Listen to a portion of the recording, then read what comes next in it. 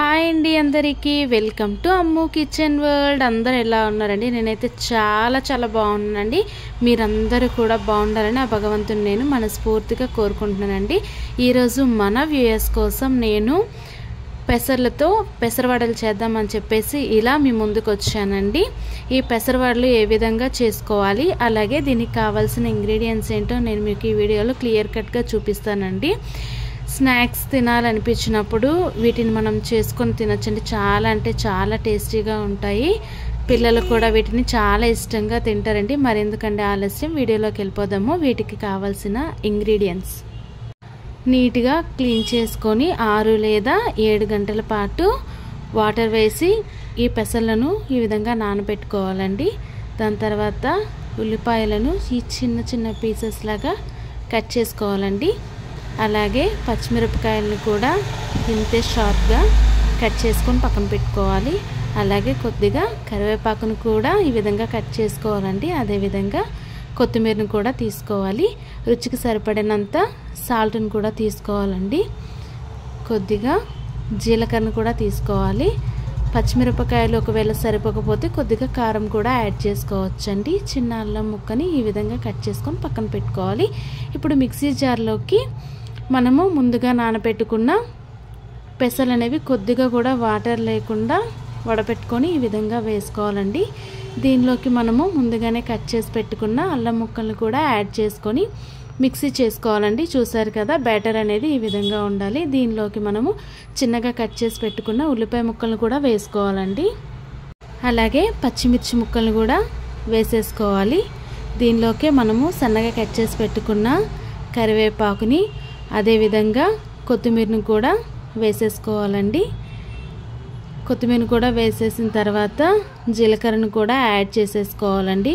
దీనిలోకి మనం ఇప్పుడు రుచికి సరిపడినంత సాల్ట్ను కూడా వేసేసుకోవాలి. సాల్ట్ వేసేసిన తర్వాత దీనిలోకి మనము పచ్చిమిరపకాయలు సరిపోకపోనట్లయితే కొద్దిగా కారం కూడా యాడ్ చేసుకోవచ్చు అండి. నేను కారం వేసుకుంటున్నాను. కారం వేసిన తర్వాత ఈ మిశ్రమాన్ని అంతటిని కూడా ఈ విధంగా కలుపుకోవాలండి. దాని తర్వాత దీనిలోకి కొద్దిగా గరం మసాలా కూడా యాడ్ చేసుకోవాలండి. ఇందాక వీడియో స్కిప్ అయింది. గరం మసాలా కూడా వేసుకున్న తర్వాత ఈ విధంగా కలుపుకొని ఇప్పుడు పాన్లోకి ఆయిల్ వేసుకోవాలండి. ఆయిల్ అనేది హీట్ అయిన తర్వాత మనం ముందుగానే తయారు చేసి పెట్టుకున్న ఈ పెసరతో తయారు చేసుకున్న మిశ్రమాన్ని ఈ విధంగా చేతిని కొద్దిగా తడి చేసుకొని వడల్లాగా ఒత్తుకొని ఈ విధంగా ఆయిల్లోనే వేసుకోవాలండి. మిశ్రమాన్ని అంతటినీ కూడా ఈ ఆయిల్కి సరిపోయినన్ని చూసుకొని మిశ్రమాన్ని అంతటినీ కూడా ఈ వడల్లా ఒత్తుకొని ప్యాన్లోకి వేసుకోవాలండి. చూసారు కదా, ఈ విధంగా వేసుకున్న తర్వాత ఒక 3 మినిట్స్ తర్వాత చూసుకున్నట్లయితే ఈ విధంగా ఉడకడం స్టార్ట్ అవుతుందండి. ఇక్కడ చూసారు కదా, ఈ విధంగా ఉడుకుతున్నప్పుడు మనము గ్యాస్ అనేది సిమ్లో పెట్టుకొని ఒకసారి వీటన్నింటినీ కూడా ఈ విధంగా టర్న్ చేసుకోవాలండి.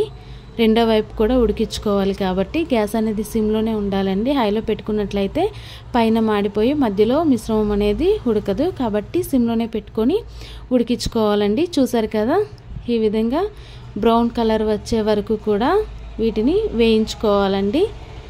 ఈ బ్రౌన్ కలర్ వచ్చాయంటే ఇవి క్రిస్పీగా వేగినట్టేనండి. అంతేనండి, ఇంకా వేడి పెసరవడలు రెడీ అయిపోయండి.